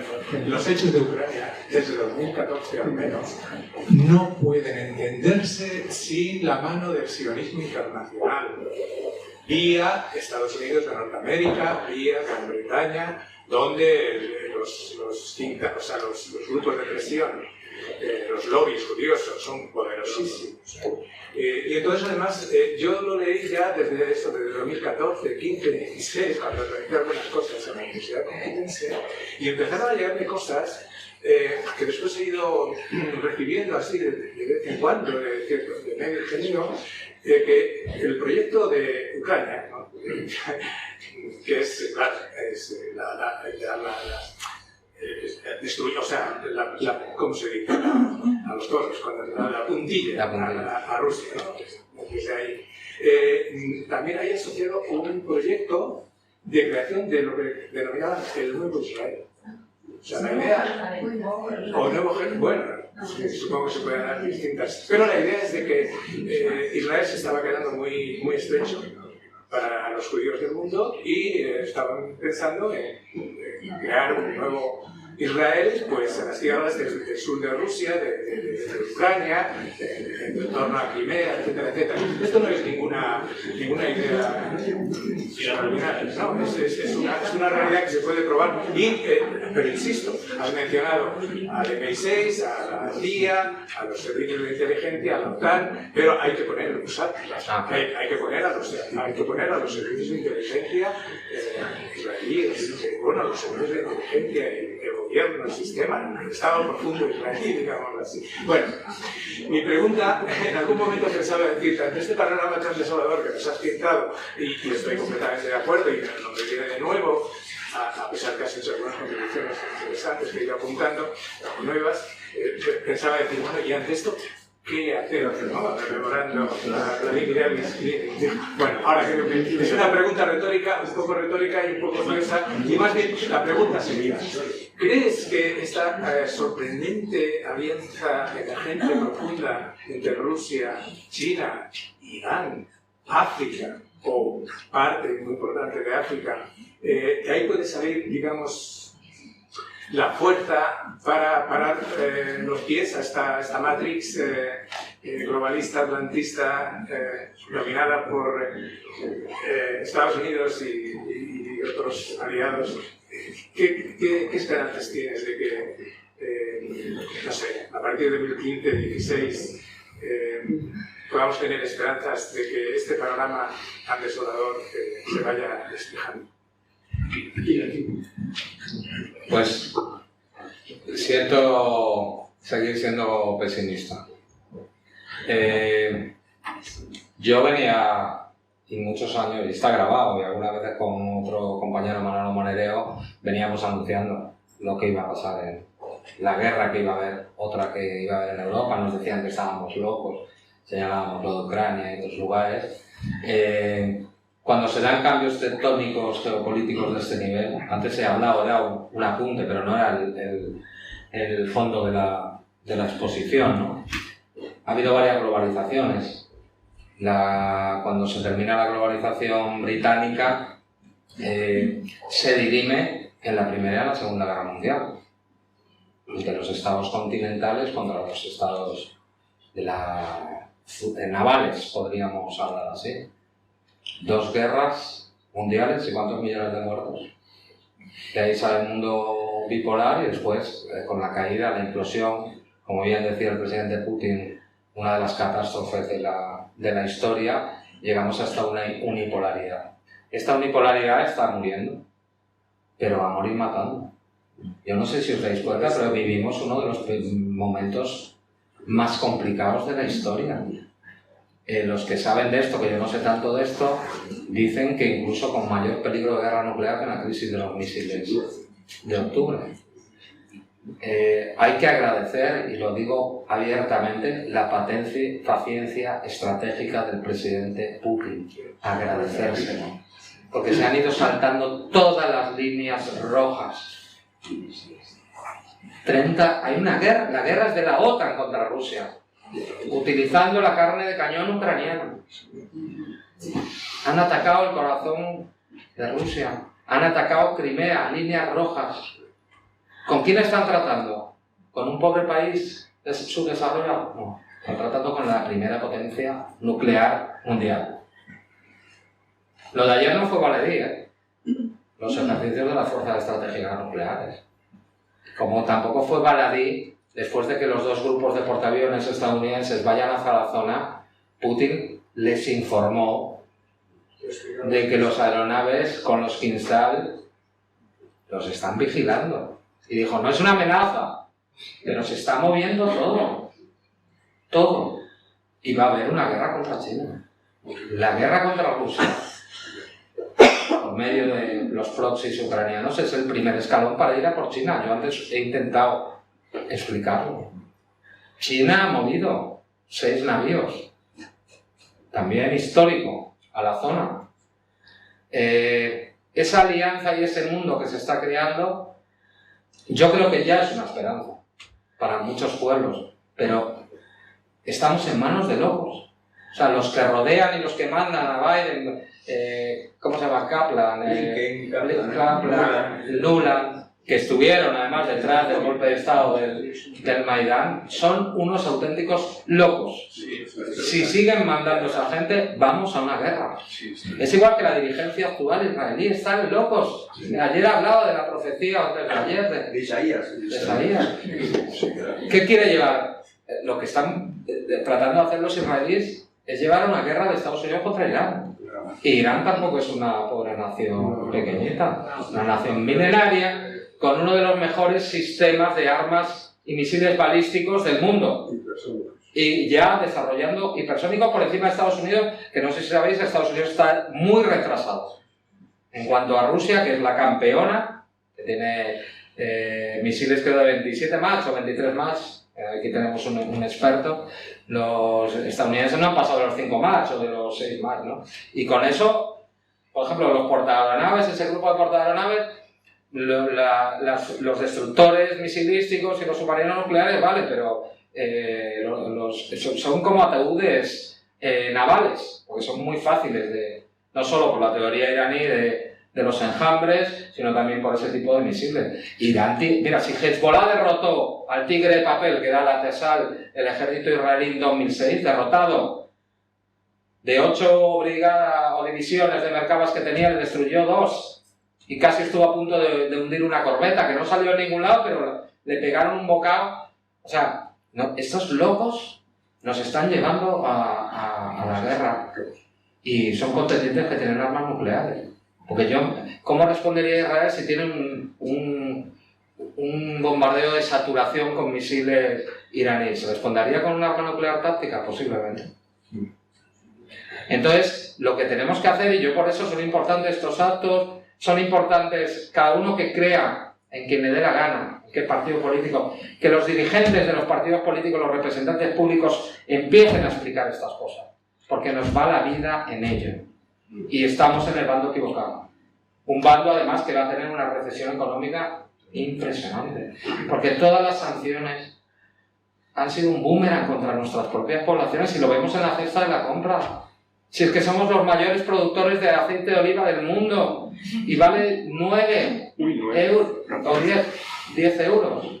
14 o sea, hoy. 14 hoy. Joder, esto lo compré hace 3 semanas y me costó 9. Entonces hay que tratar de hacer este ejercicio y demostrar claramente que si seguimos perteneciendo a la Alianza Atlántica, estamos en manos de estos señores que nos quieren subalternos y nos quieren de tapón y de proxy contra un Estado hermano como es Rusia. Pero que vamos a una guerra de si estos señores sigan mandando, no lo tengo ninguna duda. Y además señalo fecha, 2030, la paridad naval de China con Estados Unidos será clara. Además se está haciendo, o sea, Rusia tiene 3 portaaviones, está construyendo 3 más, y tiene proyectados otros 3, aparte de los submarinos, etcétera, etcétera. Y su retaguardia es Rusia, porque a China tiene también una pequeña salida a aguas internacionales, por eso están cercándola, y por eso es el AUKUS, ¿no? Entonces, la gente no tiene conciencia de que estamos en este grave peligro y hay que contarlo. Y no nos tenemos que rendir, porque si no, ¿no? A ver, por favor, un par de preguntas más. Para no extenderlo, venga, hacemos las 2 últimas preguntas. Pedro, por favor, o usted. Sí, yo, bueno, voy a ser muy breve, sí. pero agradecer a Javier Couso la información que nos ha dado y compartirnos todos sus conocimientos sobre el asunto. Voy a hacer una sugerencia que creo que no es aquí, pero veo que hay mucha gente interesante y la voy a decir. Y luego una pregunta. La sugerencia es, claro, me di cuenta que continuamente es de política interior. Me doy cuenta que siempre que aparece en los medios pues, el dirigente de la derecha o de la extrema derecha, siempre terminan con la coletilla de por España o salvamos España o, bueno, dar la imagen que ellos son España. El resto, los que no estamos con sus posiciones, no somos España. Pero claro, los partidos democráticos, vamos a decir, izquierdas, no siempre parece que hablan en nombre del partido. Entonces, creo que para la gente despolitizada, que es la mayoría, pues, claro, se quedan con esta idea de quién es España. Lo vemos con las banderas, ¿no? Lo que ocurre. Entonces yo diría, joder, ¿cómo los partidos de izquierda, por ejemplo, cuando hablan en los medios, podían terminar con decir que ellos son los intereses de la España democrática? Simplemente eso. O sea, de que se contrarrestara esa España que ellos dicen representar como si fuera la totalidad de los españoles. Pues que hablen en nombre de, dedican lo mismo, terminen con esas políticas, pero de la España democrática. Por lo menos sería uno. Y luego otra cuestión que quería decir. He leído una larga... Pregunta, por favor, pregunta concreta. Porque Sí, es una pregunta. Bien, por favor. Una pregunta. A ver. Gracias por la sugerencia, es una pregunta. Pero tengo que decir de dónde viene la pregunta. Entonces, he leído una larga novela de Alfred Doblin en el que habla del final, el comienzo de la novela es el final de la Primera Guerra Mundial, ya la Alemania vencida, y hacia Europa se dirige el que era entonces presidente de Estados Unidos, Winston, y que trae un proyecto ya para crear una Unión Europea. Y parece ser que, según Doblin, pues no cuajó. Luego sí cuajó en la segunda, en esa no cuajó. Bueno, la pregunta, Conso, es si tiene conocimientos de que esto es cierto, que puede ser. O sea, con eso lo que quiero decir que ya el proyecto de Unión Europea parece ser que Estados Unidos lo llevaba desde mucho antes de formarse. Gracias. Bueno, lo que decía de la apropiación de España y la ausencia de la izquierda al hablar de España, pues esa es la realidad. Aquí la gente de izquierda parece que tiene miedo de decir España, dice Estado español, no sé qué. Entonces yo estoy de acuerdo contigo y además fui una de las personas que lo dijo abiertamente en mi ejercicio político. Yo hago España, yo quiero a España, una España diversa, que tenemos 4 idiomas maravillosos, con culturas diferenciadas, pero somos españoles. Entonces, mientras sigamos así, pues lo que le estamos haciendo evidentemente es el caldo gordo pues a los secesionistas, las personas que quieren destruir este país. Y yo creo que la izquierda no tiene que estar ahí. Esa es mi humilde opinión. Y ahora un gobierno que veo que se llama progresista y está dependiendo, hablando en términos izquierda-derecha, de la derecha étnica, neoliberal o ultraliberal, podríamos decir, y dice, si ese va a ser el que va a dar el paso al gobierno progresista, entonces sí. Y luego hablar de que esa extrema derecha de la que hablan, de obediencia y servicio a España, tienen muy poco, porque sirven más a los anglos que a los españoles, solo hay que verlo. Y lo que decía, no, la Unión Europea es un proyecto de que ha estado detrás de Estados Unidos siempre. Y venía de la mano de la OTAN, además, ¿no? Un control económico y una Unión Europea a su imagen y semejanza. Además fue impulsada lo que se llaman los padres fundadores, entre ellos uno de ellos, amigo íntimo de Rockefeller, pero luego también le interesaba, por ejemplo, a Francia para poder maniatar a Alemania, a Gran Bretaña le interesaba también y le interesaba a Alemania para poder... O sea, una serie de conjuntos de intereses, pero siempre Estados Unidos se ocupó de que esa Unión Europea no tuviera una soberanía en las capacidades militares.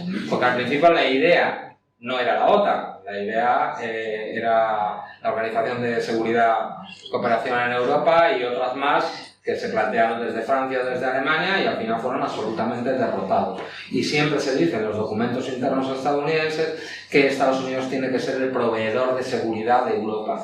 Incluso en el Tratado de Asociación Unión Europea-OTAN se habla de que no puede haber ninguna organización fuera de la OTAN para proveer de seguridad, ¿no? Y todos los intentos de lo que hablan de la PESCO, el Ejército Europeo, que al final se ha convertido en un cuerpo más de la OTAN, en parte de la Fuerza de Reacción Rápida de la OTAN, lo que estaba en Estrasburgo, etcétera, etcétera. Entonces, claro, la Unión Europea es uno de los proyectos exitosos de Estados Unidos, exactamente igual y de la mano con la OTAN. Esta Unión Europea, ojalá hubiera otra, ¿no? Porque yo sí soy partidario, pero soy partidario de una confederación. O sea, no soy partidario de regalar la soberanía a entes que están fuera del control democrático, como es el Banco Central Europeo, como es la Comisión, que los ciudadanos y las ciudadanas de Europa ni pintamos, ni aprobamos, ni controlamos, ni fiscalizamos. Pedro, por favor. ¿Sí se oye bien? Sí. Bueno, muy brevemente. Javier, ya sabes que te quiero y que te admiro por tus principios, Gracias. por tus cojones, y eso te convierte, por desgracia, en un lince bélico en la izquierda española que, bueno, se ha vendido a los intereses. La pregunta ha salido de la primera pregunta que hizo creo que fue Alberto y la contestación que tú hiciste, sobre toda la campaña de demonización, sobre todo la figura de Putin, ¿verdad? Entonces, bueno, la mejor manera de limpiarse la cabeza de toda esa propaganda es directamente escuchar a Putin. ¿Qué pasa? Que aquí mucha gente sabe ruso, pero otros muchos pues no sabemos. Por eso, yo lo que quiero decir, para que no lo sepan, con el permiso de Javier y del comandante Checa, es que hace unos meses una pequeña editorial española ha publicado por primera vez, traducidos estrictamente al castellano, escritos y discursos de Putin. Entonces, mi pregunta no es para Javier, perdóname, sino que es para el público, es que si alguno de los presentes tiene interés en conseguir un libro de escritos y discursos de Putin traducidos al castellano exquisitamente, luego hable conmigo y yo le digo con quién tiene que hablar. Y aquí tenemos a uno de los recopiladores de los discursos. No, pero no des nombres en público. No, pero se puede decir la editorial, por si la gente lo... Esto ya como vea el intercepto, o si no al final. Oye, un poco de publicidad. Por favor, vamos a ir cerrando. 3 preguntas, por favor, breves. Son todas maravillosas. Luego tengo que preguntar, luego podemos ir al bar si queréis. Contestando, para no extenderlo. Venga, porque si no se nos... Venga, por favor, habla usted. Venga. Yo por favor. muy concreta. Sí. Ahora mismo con la agresión de la OTAN a Rusia, el objetivo final es China y el sometimiento de Europa. Pero, ¿por qué las élites europeas, entendiendo sobre todo élites económicas, los oligarcas de Europa Occidental, han aceptado ese sometimiento de esta manera? Porque el vasallaje de la Unión Europea creo que es evidente, no solo en contra de Rusia, ahora a favor de Israel. ¿Qué explicaciones hay para que ese sometimiento haya sido absoluto? Y incluso aún teniendo en cuenta que desde el primer momento Estados Unidos... Sí, ya está, la he preguntado. Sí, vamos a responder, por favor. Pues es un fenómeno que no le puedo dar mucha explicación, porque a no ser que sea la cooptación, la eliminación política, no la eliminación física de determinados liderazgos, porque incluso hasta la democracia cristiana, o incluso el cambio, por ejemplo, que tuvo Angela Merkel, ¿no? Angela Merkel incluso apostó por terminar el Nord Stream 2, a pesar que desde Estados Unidos le amenazaron con sanciones y Biden lo dijo claramente que nunca iba a operar, ¿no? Hasta quedaba algo de amor propio en la política antigua. En la política nueva están todos suicidándose como élite. Yo no lo entiendo. El suicidio de Alemania, yo no lo entiendo. Entonces, eso no lo puedo explicar por la cooptación de determinados liderazgos y la anulación de otros, ¿no? Por eso saludo esas fuerzas que están surgiendo, por ejemplo, en Alemania y que, por desgracia, en nuestro país no están ni se le esperan, pero habrá que hacer algo para que surjan. Y ojalá, yo lo hablaba, y lo he dicho abiertamente, incluso la colaboración posible entre derechas anti-anglo y antiimperialista con parte de la izquierda que tenga conciencia, lo tenemos que hacer porque estamos prácticamente ante momentos de salvación nacional, en el sentido de que la Unión Europea, sobre todo con el suicidio de esas élites, no lo van a pagar ellos, porque ellos tienen suficiente dinero, colocarán a sus hijos, pero que lo vamos a pagar somos los trabajadores y trabajadoras de la piel. Bien, perdonad, disculpad, que ya... Una pregunta muy rápida. La última, por favor, porque ya es mucho tiempo. Bueno, perdona para Victoria, por ejemplo. Por favor, la última pregunta. Sí, yo quería hacer una pregunta, Javier. ¿Cuál es tu opinión de la oposición efectiva que hace la Federación Rusa a la Agenda 2030? ¿Qué posición, cómo se refleja o cómo se refleja su oposición? Si existe realmente, ¿o hay medias tintas en eso? A la Agenda 2030. Yo creo que lo que he observado también es que ¿por qué la izquierda no se opone claramente a la Agenda 2030? Porque hay un sector que está a su favor. No, porque no solo no se opone, sino que ha liderado el tema y todo lo que es la ideología woke y todo es la administración del cambio climático, etcétera, etcétera. Rusia se opone fundamentalmente porque ve claramente lo que hay detrás implícito de ello. Y por eso desde la izquierda se le critica a veces a Putin por haber empleado, por ejemplo, la religión y la cultura rusa y eminentemente rusa, sin entender lo que quiere el pueblo ruso. Además, la sustitución, yo lo digo abiertamente, la sustitución de la organización de un Estado después de un partido comunista muy fuerte de la Unión Soviética, la Iglesia Ortodoxa ha sido uno de los pilares para construir esa nueva Rusia. Pero luego yo, que cuando he tenido oportunidad por internet y por una VPN creo que se llama, para saltarte los bloqueos, la censura de la democrática europea, cuando Putin habla de eso, está sentado delante un budista, un padre sunita, no sé cómo se llama, o sea, dentro de Rusia, y lo dice claramente, cabe cualquier religión.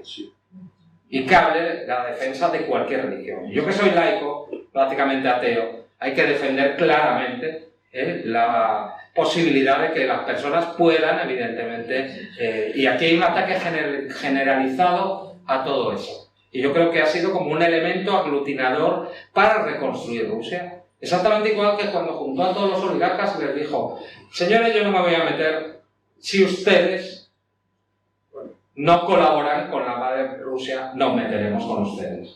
Y luego, por desgracia de una guerra, se ha podido, aún encima de la estructura económica, la presencia del Estado cada día es más importante, cosa que a mí, como socialista, me satisface profundamente. Pero evidentemente no hay voces en este país, en la izquierda, que se hayan anunciado para denunciar la Agenda 2030. Si hemos tenido un secretario general del Partido Comunista que ha sido secretario de Estado de la Agenda 2030, pero es que la venden muy bien. La venden muy bien, porque tú lo lees, ¡ay, qué bonito! No sé por eso digo, se vende muy bien, pero luego no tendrás nada, serás feliz y te controlaremos neurológicamente y con un QR que afecte a todos.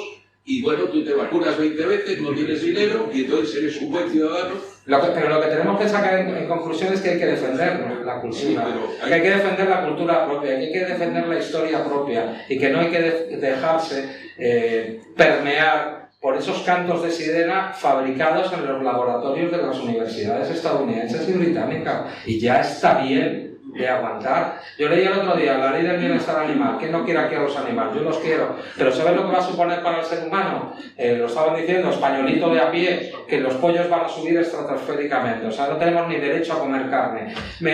Después de que mi ex camarada y amigo Alberto Garzón estuviera 8 meses sin hacer nada en el Consejo de Ministros, 8 meses, ¿sabes lo único que aprobó la Agencia de Seguridad Alimentaria? Harina de grillos. Harina de grillos. de mirar en los chocolates que se están introduciendo, que lo coman, seguramente será maravilloso, pero el proyecto es que los ricos coman carne y los pobres comamos insectos. Que los ricos puedan desplazarse en transporte privado y los pobres no tengan ni siquiera acceso al transporte público. Que los pobres no puedan viajar en avión a otros lugares y que los ricos... Por eso hay que denunciar la Agenda 2030. Y el foro de Davos, porque están diciendo barbaridades y no se denuncia, y bueno, pues ellos de la izquierda, por ejemplo, pues bueno, los países, los partidos, pues todos los partidos no globalistas. Bien, vamos a... Muchas gracias. Un momentito, por favor, que ya estamos... por favor, yo creo que, por favor, estamos un poco ya dispersándonos, vamos a centrarnos un poquito y yo creo que lo más importante es que casi hemos tenido una 45 minutos de conferencia de Javier y casi una hora de preguntas que amablemente ha respondido y hemos tratado de dar un poco de luz, porque es importante. Los españoles nos gusta preguntar, nos gusta debatir, somos la muestra de lo que decía Rafael Lanuti. Bueno, muchísimas gracias, Javier, un aplauso por favor.